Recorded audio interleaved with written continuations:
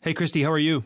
I'm doing great. How are you doing today? I'm doing well, but is that you? Is that really you? How do I know if you're being authentic, Christie? I guess I know you well enough to know. I'm authentic. Come on. This is Purpose Month. It's all about authenticity. Well, I want to know what a former actor turned sales professional can teach us about authenticity on purpose.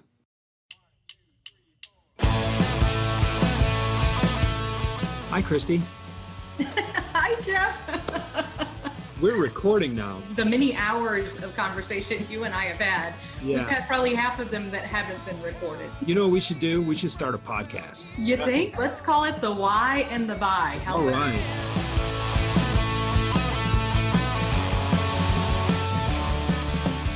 Welcome back, everyone, to the Why and the Buy podcast. This is Christie Walters, and I'm here, as usual, with my friend and partner, Jeff Bajorek. How you doing, Jeff? I still can't figure out why you still put up with me, but I am very happy to be here and very thrilled to talk with our esteemed guest, Jane Gentry. I don't know if I did her enough service by calling her a sales professional, but I mean that in the highest regard as a professional seller, a professional salesperson. Jane may not know this, but it's one of the highest compliments that I feel I can pay anybody in our line of work. So, Christie, I'll let you. I love thank it. you. Well, and Jane really is a sales growth expert, right? So she is all about the field of growth. So if you're growing, if you're not growing, if you don't know how to grow, that's when Jane comes into the picture. So I'm really excited. Jane and I had an opportunity to meet face to face. She actually lives here in Atlanta, which doesn't happen for me often. I don't get a chance to meet all of our guests, but I'm super excited that we got a chance to meet and chat. And we spent a lot of time just talking about how difficult it can be in this world to be authentic. When there are so many loudmouths out there, right? There's just a lot of people who have a lot of stuff to say, whether it's of value or not, in this field that we have chosen to pursue as our profession. And I just loved her approach. And Jane, I'm so excited that you're here on the podcast with us today. Thanks. I'm thrilled to be here. Yeah. So tell us a little bit about your background. So acting, speaking, sales, how did that all come about? Isn't it all just the same thing? It kind of, sometimes it's sales is life. That's how we do it. Well, I'll tell you, I wanted to be an actor from a very young age and was getting ready to go to college and my father refused to pay for that career. And so we compromised the first semester and I went into broadcast journalism. And after the first semester, I said, Dad, this isn't where my heart is. I just, I really want to pursue acting. And he said, I would rather you haul garbage. All right. So I guess you're not going to fund that, right? So in fact, he did not fund it. And I ended up going all the way through graduate school through a conservatory program. An assistantship, and then starting to pursue a professional acting career. And what you'll find very quickly as a professional actor is you're not that special. There are a lot of people like you. And so I was a little hungry and looking for some way that I could, spend a year doing something, paying down some debt, and fell into a sales job. The guy that hired me happened to be a vice president of sales for an event company, which is a pretty smooth transition from the theater, right? Very kind of similar paths. Lead up to an event, it happens, it's done. You kind of go through the same process all over again. And he had a technical theater background. And so we were kind of had a little camaraderie there. And 10 years later, I was vice president of sales for a company in Atlanta. A lot of stuff happened in between there. And I may have told you this, diagnosed with the first of 3 autoimmune illnesses that I have. And like a lot of salespeople, I was one of Delta's very favorite people. They had my seat ready for me when I got on the plane. And my doctor said, I don't know how long you want to live, but if it's any length of time, you need to really not have this kind of lifestyle. So where a lot of people dream of having their own practice or their own business, I really was just riding this wave of success and more money and not really giving any thought to what I was doing until I was forced to do that. And so that's when I started my practice in 99. And I'll tell you that today, it looks nothing like it did in 1999.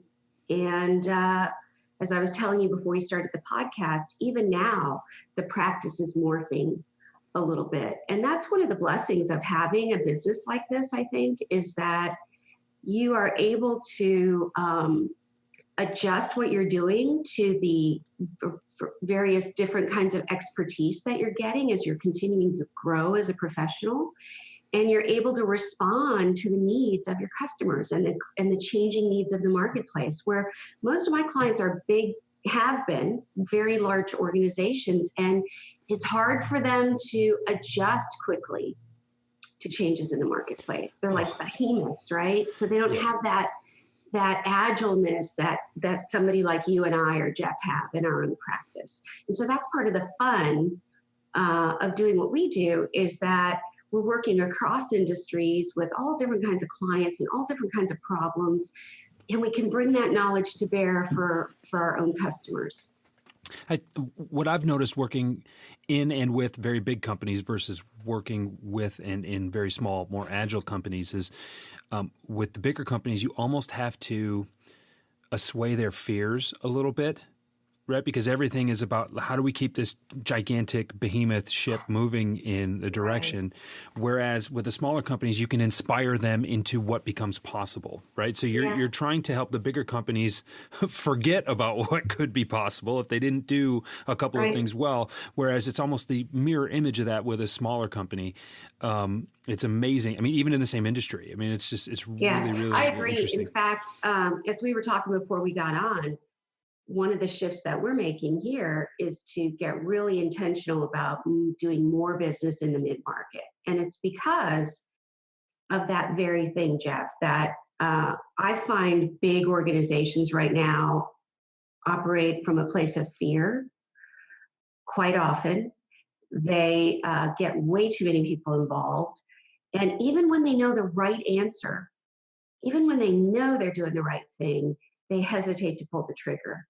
And that has been my experience way too much lately. And so, I agree with you. I find it very interesting working in the mid-market. I don't necessarily work with a lot of small companies, but in that mid-market range where corporations are quick to solve a problem that they've clearly identified, right? They're quick to cut loose the resources to solve for something when they've clearly identified the problem and they feel very confident about the solution. They move. They don't dig around with it, So, I find those kinds of organizations to be a ton of fun. And what do you find? What's usually the catalyst for someone picking up the phone and calling Jane Gentry? Usually they are not growing and they don't know why, or they don't understand why their forecasting is off so dramatically, or their pipeline isn't full. I find that there are two things that companies get wrong pretty consistently. One is people, with regard to sales, right? One is people and one is process. And we have something here in our organization that I don't see in a lot of other organizations, and that is we have an actual scientifically validated third-party diagnostic process that will give a CEO or senior vice president of sales the data to make the right choices about who they have in the organization, where those people are, where their processes are broken, what it is that motivates their salespeople. And so whereas CEOs, for example, in mid-market organizations can do Six Sigma and Lean and all that kind of stuff all day to figure out their operational inefficiencies, there aren't a lot of people that are really good at sales diagnostics. Most people in our field, which I would term sales consultants, if you're going to lump us as something, right? Most people in our field ask a lot of questions of the leaders. They ask a lot of questions of the sellers, the clients, and they go back to their office and they, noodle a little bit and come back with a recommendation based on their experience, right? And that's very successful for a lot of consultants. But I like to be able to put data in front of leaders and say, here's what's wrong. Here's how I can show you that. Here's what you need to do to fix it. Here's how long it's going to take. And here's the dollar amount of revenue you will gain from making these changes. So that's kind of a differentiator for us. I know I could tell you for a fact there's nobody in Georgia other than us that has this process, which is amazing to me. It's remarkable. But it's, I like being able to go to a CEO with data and showing him why I'm making the recommendations that I'm making. No question. I mean, because especially with a larger organization, the more afraid someone is, the more data they need. Yeah. The more inspired someone is, the more likely they can take your, for lack of a better term, at least that I can think of right now, your gut instinct, right? To just go back and say, I think we should do this, right? And just kind of point somewhere. And, good consultants and those that have done very well for themselves throughout the years and have demonstrated good results, the ones that are able to pay attention to what leads to those results, can use those instincts a little bit. Yeah. I know I've relied on them in the past, but when you move to, being able to have measurable data, I mean, and Christie, we talked about this. Gosh, it's been a year. We talked about having the right data to be able to measure performance. Are you measuring the right KPIs? Do you even know what KPIs you should be measuring? And you look at, it's really easy for me with a sports background to take a look at the way we're measuring in the metrics that they have in professional sports now. To be able to see, what are the activities you need to focus on and really sharpen your pencil. That data is tremendous to have. And I find, Jeff, that it's super important for us to be at a senior leader level in an organization, so CEO, senior vice president, because part of what we're measuring is the effective management on the sales organization. Are they measuring the right KPIs? Right. Where do they come in to the deal in terms of coaching? Do they coach? How do they coach? Are they coaching effectively? And I find that a lot of mid-manager, if you were to bring a tool like this into the middle management of an organization, they often want you to just do the salespeople. Yes. Right. Yes. So I have a couple of clients that are like that, actually, Yeah. Because the emperor's wearing no clothes, Jane. That's right. We're not allowed to expose that. We can't do that. So we operate at a pretty high level in an organization. And I'll just tell you that leaders are smart. A lot of the time, we are validating what their instinct is already telling them, but we're giving them the data to make them comfortable about making some of the choices that they already feel like they need to make.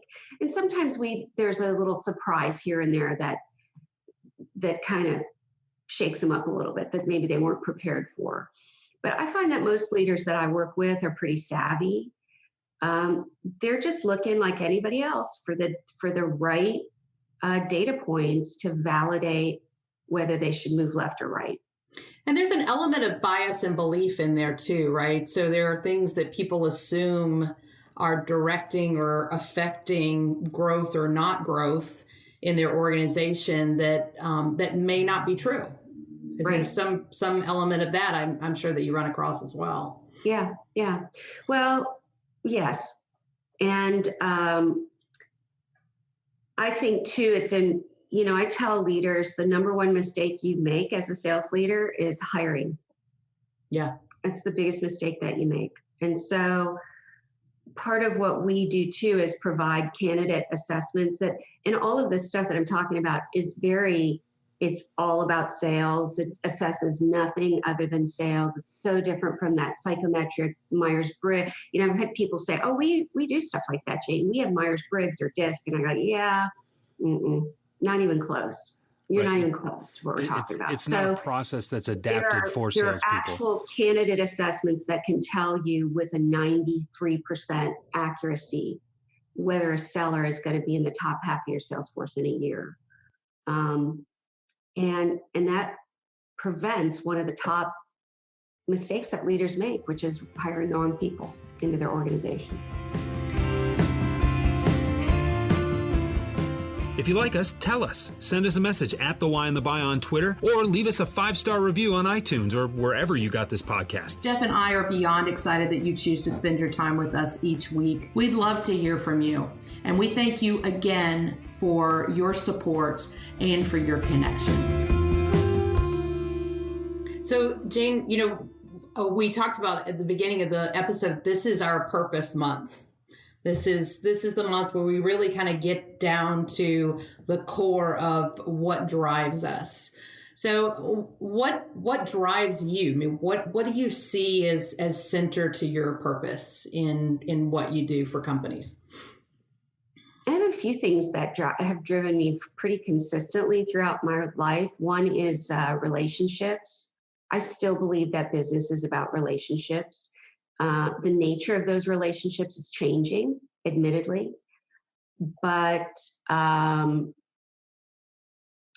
still think that's one of the most important things about doing business. And I find that the conversations that I have more and more with clients, and especially with clients who have millennial sellers who lack a lot of the social intelligence skills that are required to be a great seller, a lot of those relationship building skills, that conversation about relationship is becoming kind of coming back around in terms of its importance to my clients, right? Because it's a gap. It's a very large skill gap for millennials. So that would be one thing. The other thing is I would say I think I am a seed planter. And it kind of connects to what Jeff was talking with earlier. You know, we have this opportunity in our role to inspire people to think of things differently, to help them reframe things that they believe. And I will say that, because of working in big companies, I have planted a lot of seeds that I never got to see grow into anything, But I just kind of have my fingers crossed that it grew into something. Right. Which is why mid-market is so attractive to me, right? You're there long enough to see that, you planted something that sprouted and grew into something wonderful. But I think it's my job to challenge the thinking of my clients. And if I don't do that, then there's really not a lot of value in working with me as an outside person, if I'm just validating everything for you that you already believe. And so, not just to be a contrarian, but to bring the benefit of the experience that I have with a lot of other organizations that are like theirs and unlike theirs. And so I would say that's another part of my why. Yeah. Are clients ever reluctant to hear that?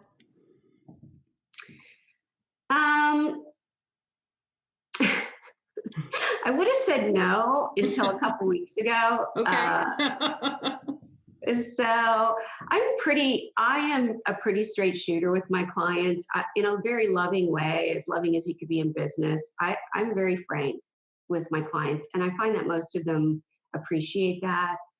They don't have a lot of time to beat around the bush, and frankly, I don't have a lot of time to beat around the bush. So I think mostly that's appreciated. I was doing a speaking engagement a couple weeks ago, though, specifically about millennials in the workplace in sales, and was sharing a lot of data about really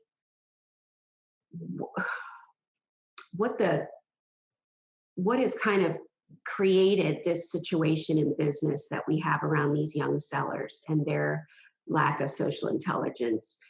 And what I found fascinating is that these people I think were not ready to hear the message on one hand, because they really fought back with me and told me I was so negative, that I should give these young people a break. And I said, oh, I'm totally giving them a break because they're amazing and they're adding so much value to the workplace. But what I'm telling you is you got to be aware of the gaps that they bring as well. And the great news about that, which is that they're coachable. All these things are coachable, right? But the funky part of that whole conversation for me was that I did research ahead of time of their organization. I did a survey of them, and their insight about that group was more negative than what I said. So it was interesting to me that their gut tells them one thing, but they're not ready to hear something about what it is that I said. And the main thing that I said to them was, the first people that have to change in your organization is you, not the millennials. Right. Everything starts at the top of an organization. And so as leaders, the first person to change must be you. And then you can worry about fixing, if you're not watching the video, you can't see me making these air quotes, fixing the millennials, which is what they had asked me to do when they hired me. Oh, that's interesting. We actually have run across quite a few people who have that fixing millennials attitude. And Jeff's comment is that he believes the millennials are going to save us all, or something along that lines. Yes, anyway. They are. They're going to save us because they're questioning the things that have not been questioned. Yes. And the thing is, too, if you want to think about it in terms of how much bandwidth, let's just assume, for the sake of this discussion, that we all have the same amount of bandwidth to do work, right? Every generation has its bandwidth in different areas of the spectrum. There are gaps between the millennial generation and even my generation. I'm not quite a millennial, and the generations that have come before me. And it's not that that's a bad thing. It's just that is a gap that needs to be addressed. And so instead of trying to fix the millennials, why don't we just meet them where they are, appreciate their perspective for what it is, and there's a lot of good in that perspective, by the way.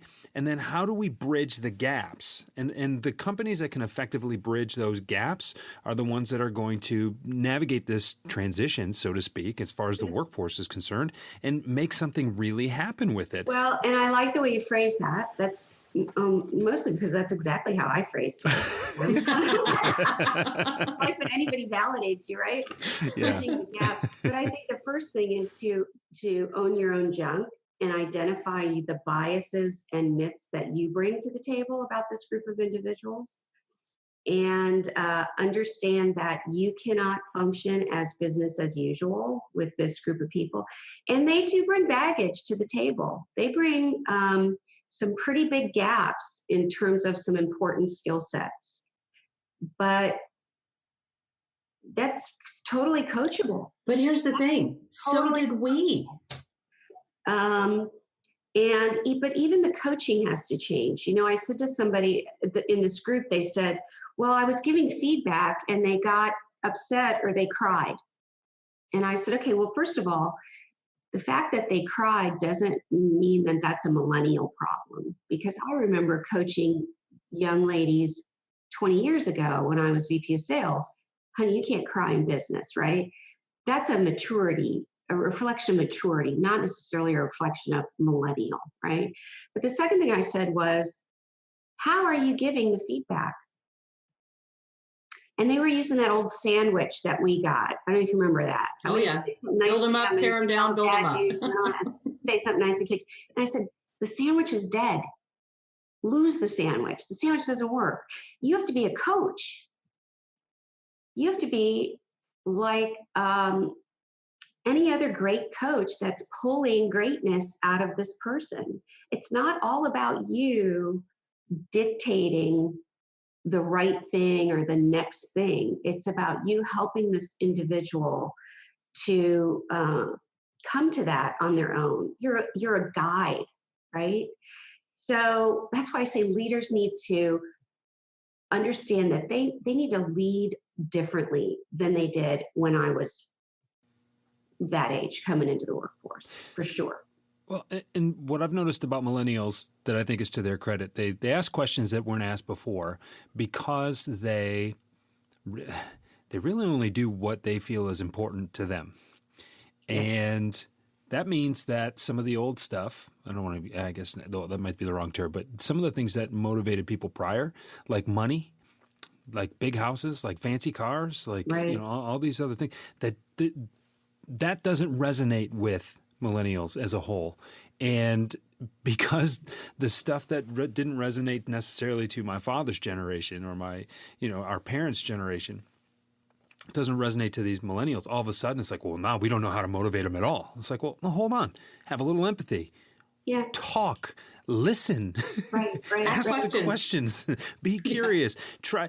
And this is one of the things that I've seen has been just an epidemic in a lot of different businesses is managers forget that their reps are their customers.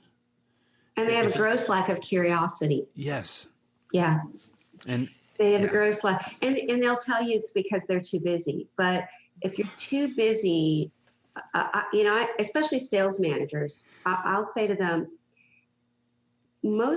many sales managers have completely misunderstood what their job is. Their job is to coach sellers to success. Their job is to develop salespeople. It's not their job to manage numbers.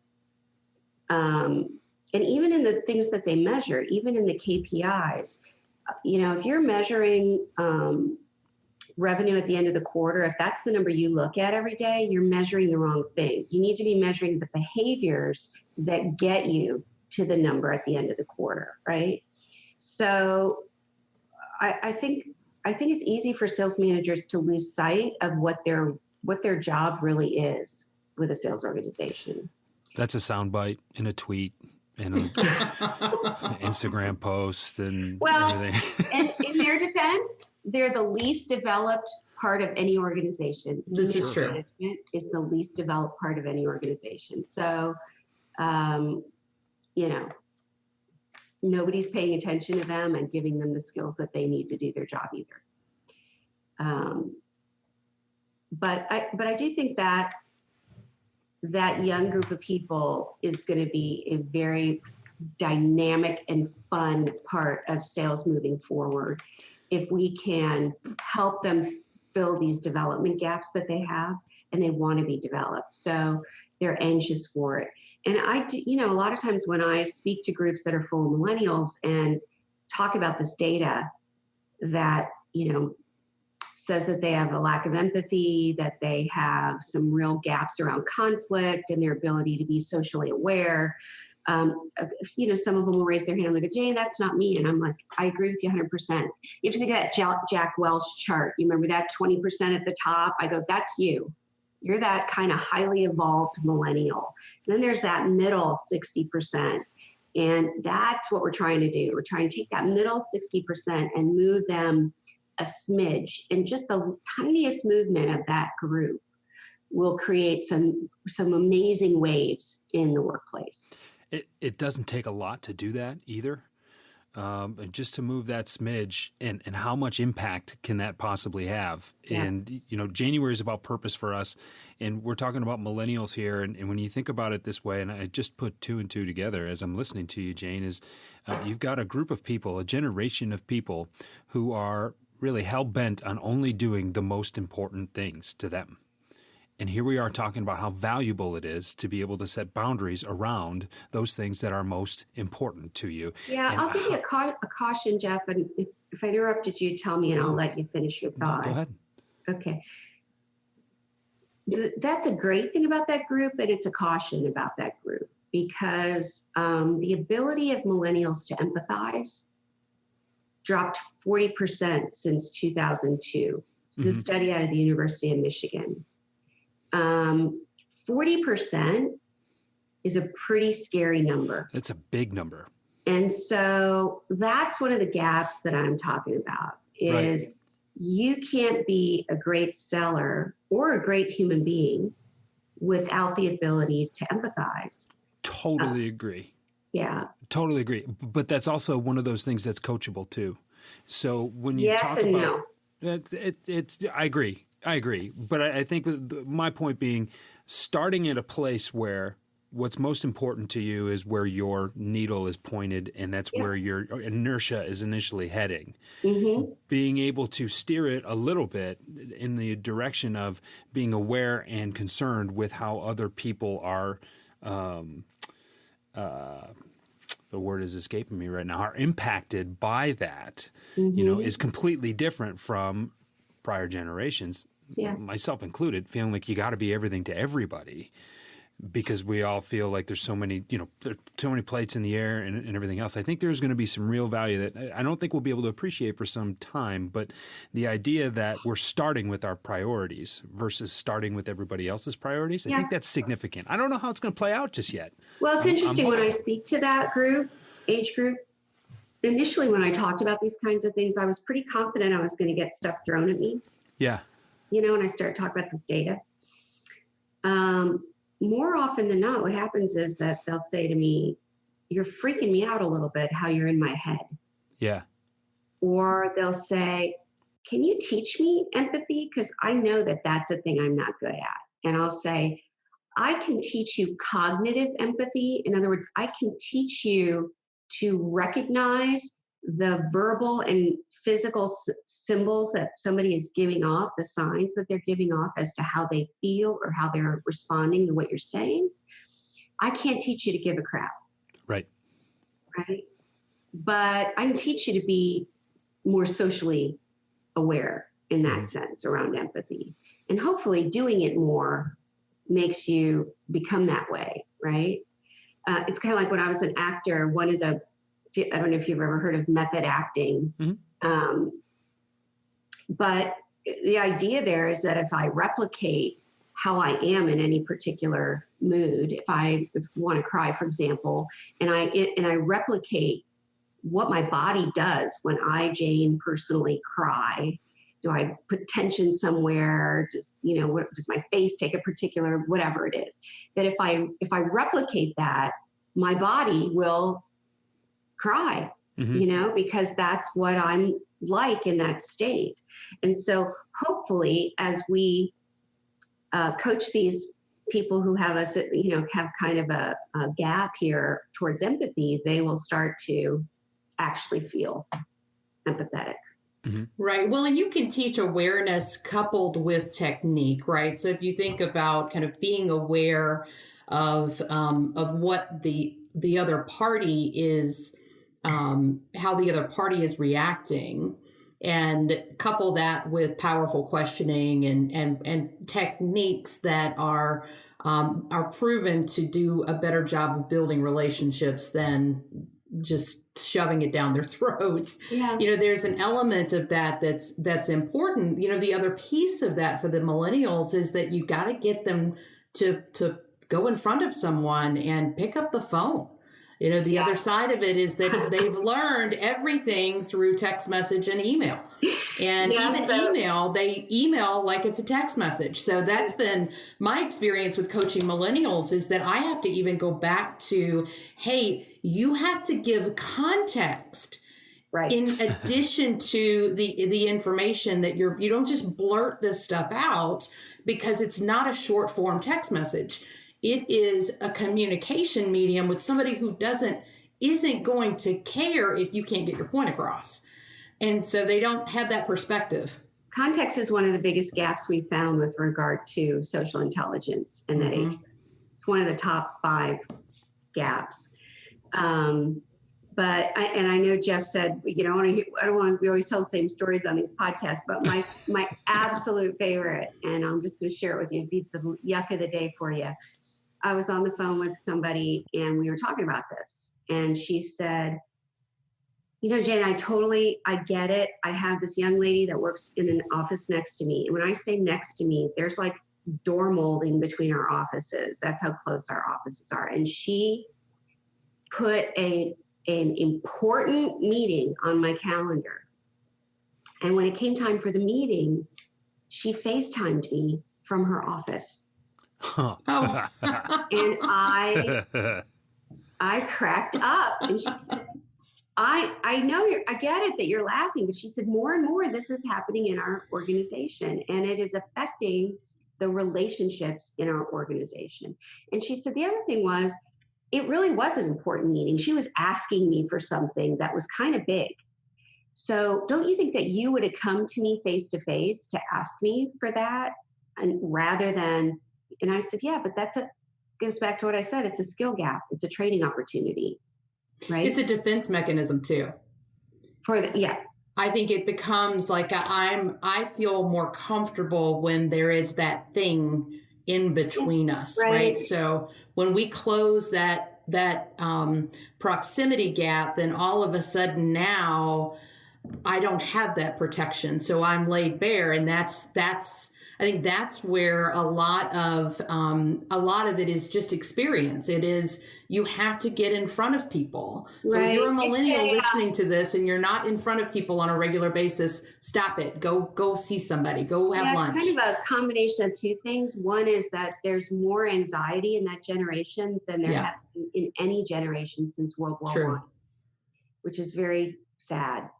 But the other part of that is that age group is very accustomed to managing their brand using technology, right? So think about Facebook. Everything's always great on Facebook. Nobody, you never see anybody go, oh, my life just fell apart on Facebook. Instagram, the pictures are always perfect, right? Everything about their lives. Hashtag no filter. Is managed because they have this delete button and edit button to get it until it's just perfect. And when you're face to face with somebody, you're on the trapeze without a net at the bottom. There is no edit, there's no delete, there's no managing of anything. You're right there in the moment. And if it goes bad, it goes bad, and you're right there. So there are several things that come into play in terms of why a young woman like that or anybody else in her age group might choose FaceTime over walking next door and having a conversation. And in terms of that safety net, and in terms of the anxiety, when you add those factors in, and you don't look at that person as being exactly like you, who's actually 20 years older than them and far senior in your position, it's not about laziness. It's about the context surrounding the interaction. Exactly. But so to label them as lazy is really not true, and it's not fair because you don't have all the information. What I've found about big rationalizations about large groups of people is that there's often a lot more to the nuance than the broad brush that they get painted. 100%. I have a friend who is an image consultant, which who would have thought of that, right? But he gets paid by big companies to go in and help executives improve their physical image and their presence. And so what I love about him is he'll go into work with a senior leader or somebody, and he talks about what's appropriate for the situation. So he never says, Jeff, you shouldn't, you need to change this or you need to change that. He's talking about helping you to understand the appropriateness for the situation. And that's really what we're talking about around a social context, right? Is how do we coach around what is appropriate for a particular situation or engagement or outcome that you're trying to get. That's really what it is, I think. And here we are, we've come full circle all the way back to authenticity, even when we're talking about millennials. I love it. So Jane, I think we covered a little bit of this, but I'm going to ask you one more time because we always ask all of our guests, what is your why? I am in business to help challenge the thinking of my customers and help them to figure out ways to grow or ways to look at their sales organization in ways that they haven't before, to give them information they haven't thought of, or to give it to them in a way that they've never had it or experienced it, so that they can be successful, and as importantly, the sellers that work for them can be successful. And all of that is really couched in what I would call the economics of relationships. I think there's a direct connection between being relationship builders and being successful in sales. And in fact, wish I'd have written it down. I have it on my desktop. I saw a chart this morning that I thought was really interesting, so I saved it. 38% of a decision of a customer is still relationship, and and another 42% or so is ROI, and then everything else falls into that extra little percent there, right? But there is an economy around relationships, and there's a direct connection between being great at relationships and being a successful salesperson, which is why this whole millennial thing even shows up in my world, because that's a gap for that group that I think will dramatically impact sales organizations in the next 10 years. They're already starting to see it. They're just not in enough pain yet, most of them, to do anything about it. I'd say less than 30% of companies right now are addressing that issue. Mm-hmm. It's the entire sales force. There's still the entire sales force isn't millennial yet, right? So as more of that generation moves into those roles, and especially at higher levels, I mean, you look at now you're seeing SDRs. What was an SDR 5 years ago? Now you're seeing SDRs become managers. Yes. And they have a completely different experience around the sales process. And they may be very good at managing SDRs, but how does that relate to their ability to manage an entire account from beginning to end? And there are, I think hacks have come a long way. Yeah. And I think, though, when you're focused on the hack, you're far too granular. And there will always be success to be attained by those who master the fundamentals. And I think the hacks ignore some of those fundamentals. I think there's benefit to that. I think there's a lot of benefit to that. But we can't forget what brought us here in the first place. And that's why we talk about our whys. Yeah. I think, too, Atlanta's got a very active tech community. Oh, yeah. So there are a lot of millennials working in that industry in particular. I think it's these other places that we've talked about, the places that I think, frankly, are a lot of fun, which is manufacturing, medical device, medical technology, all those kind of places that people don't think aren't as sexy as technology. It's those industries that are going to be lagging behind in terms of getting this group of people on board. Yeah. I think tech will embrace this group a lot more quickly. It's more of an agile kind of an industry because it has to be. So it'd be interesting to see how that kind of all plays out in the next 10 years. No, I agree. This may be a shock to some of our listeners, but there are still salespeople who sell door to door. I just want to say it happens.